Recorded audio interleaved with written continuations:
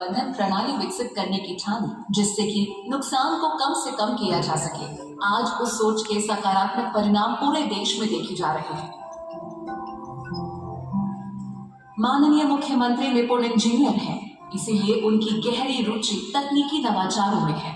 साथ ही वो एक अत्यंत लोकप्रिय जननेता भी है, इसीलिए उनकी सबसे बड़ी चिंता अपने राज्य के लोगों को किसी भी आपदा से बचाने की है। समाज के व्यापक कल्याण के लिए किए गए माननीय मुख्यमंत्री के अथक प्रयासों के कारण बीएसडीएमए ने भी विभिन्न राष्ट्रीय महत्व के संस्थानों की मदद से आपदा प्रबंधन में आधुनिक तकनीकों के इस्तेमाल पर विशेष ध्यान दिया है। आपदा प्रबंधन के क्षेत्र में देश के लब्ध प्रतिष्ठित संस्थानों के साथ मिलकर प्राधिकरण कार्य कर रहा है। इस कड़ी में नया नाम Indian space research organisation ISRO का जुड़ा है। इसरो अपने उच्च शक्तिशाली सैटेलाइट इमेज के साथ बिहार में बहने वाली नदियों के जल प्रवाह की सटीक सूचना देगा।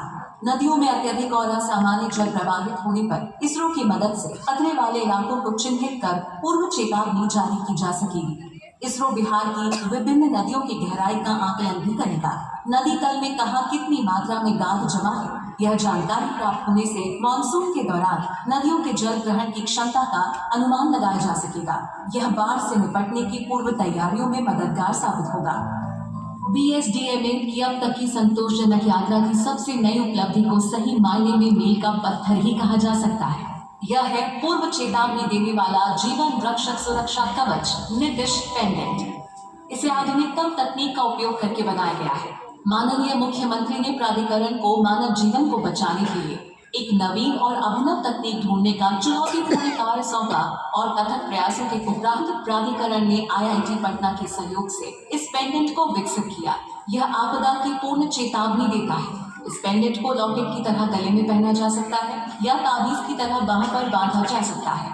सबसे महत्वपूर्ण बात यह है कि इसे शरीर की गर्मी से भी चार्ज किया जा सकता है। यह पेंडेंट किसी भी आपदा के आने के बारे में बिहार मौसम सेवा केंद्र से अलर्ट प्राप्त करके तुरंत ही उपयोगकर्ता को 3 प्रकार से सावधान करता है। कंपन के द्वारा, आवाज के मार्फत, प्रकाश के माध्यम से। इसके बड़े पैमाने पर उत्पादन का कार्य आईआईटी पटना को सौंपा गया है। इस डिवाइस को 3D प्रिंटर से बनाने की योजना है। बीएसडीएमए की अगली तकनीकी पहल है बिहार राज्य आपदा संसाधन नेटवर्क BSDRN। यह एक एंड्रॉइड आधारित ऐप है जिसे किसी भी आपदा के बाद सबसे तेज और सबसे प्रभावी बचाव और राहत पहुंचाने हेतु विकसित किया गया है। इसमें संकटग्रस्त इलाके में उपलब्ध उपकरण, दवाइयाँ, खाद्य पदार्थ, पानी, पशु चारा, कुशल मानव संसाधन, अस्पताल आदि की विस्तृत जानकारी मौजूद रहती है। आकस्मिक घटना स्थल के आसपास उपलब्ध आवश्यक संसाधनों की मौजूदा जानकारी एंड्रॉइड फोन पर केवल एक बटन दबाकर प्राप्त की जा सकती है। नदियों में आने वाली बाढ़ और शहरी बाढ़ स्पष्ट रूप से जलवायु परिवर्तन के कारण होने वाली समस्याएं हैं। बाढ़ की पूर्व और सटीक चेतावनियां जारी करने के उद्देश्य से बीएसडीएमए, बीएमएसके और भारतीय विज्ञान संस्थान बेंगलुरु ने नदी बेसिनों के विश्वसनीय बाढ़ पूर्वानुमान मॉडल पर काम प्रारंभ किया है। शहरी बाढ़ के बारे में सटीक और प्रारंभिक चेतावनियों के लिए बीएसडीएमए ने बिहार के प्रमुख शहरों के लिए डिजिटल ट्विन्स बनाने की जिम्मेदारी आईआईएससी को सौंपी है। आईआईएससी इन कार्यों के लिए प्रभावी ढंग से आर्टिफिशियल इंटेलिजेंस और मशीन लर्निंग का उपयोग कर रहा है। आपदा प्रबंधन के क्षेत्र में माननीय मुख्यमंत्री की परिकल्पना को साकार करने वाली सबसे प्रमुख योजनाओं में से एक है मुख्यमंत्री विद्यालय सुरक्षा कार्यक्रम MSSP। माननीय मुख्यमंत्री की यह स्पष्ट सोच है कि बच्चों के माध्यम से पूरे राज्य में आपदा सुरक्षा की संस्कृति को आसानी से फैलाया जा सकता है। MSSP के नाम से जाना जाने वाला यह प्रयास माननीय मुख्यमंत्री के लिए एक मुहिम की तरह है। इस मिशन के तहत अब तक 70,000 सरकारी स्कूलों के 2.5 करोड़ से अधिक छात्र छात्राओं को किसी भी आपदा का सामना करने के लिए प्रशिक्षित किया जा चुका है। साथ ही अल्पसंख्यक समुदायों के करीब 4,500 शिक्षकों ने आपदा प्रबंधन के गुर सीखकर मदरसों में तालीम हासिल कर रहे हजारों बच्चों को प्रशिक्षित किया है। MSSP के 2 सबसे महत्वपूर्ण कार्यक्रम सेफ सैटरडे और सेफ थर्सडे ने अपने उद्देश्य में बड़ी सफलता पाई है। व्यापक जन जागरूकता के लिए बीएसडीएमए द्वारा राज्य के प्रमुख मेलों और अन्य सार्वजनिक समारोह में ऑगमेंटेड रियलिटी और वर्चुअल रियलिटी तकनीकों का उपयोग प्रभावी ढंग से किया जा रहा है। सोनपुर मेला, मंदार पर्वत पर संक्रांति मेला और राजगीर मलमास मेला कुछ ऐसे अवसर हैं जहां लोगों ने एआर या वीआर के माध्यम से विभिन्न प्राकृतिक आपदाओं के बारे में अपने जीवन का श्रेष्ठतम अनुभव प्राप्त किया है।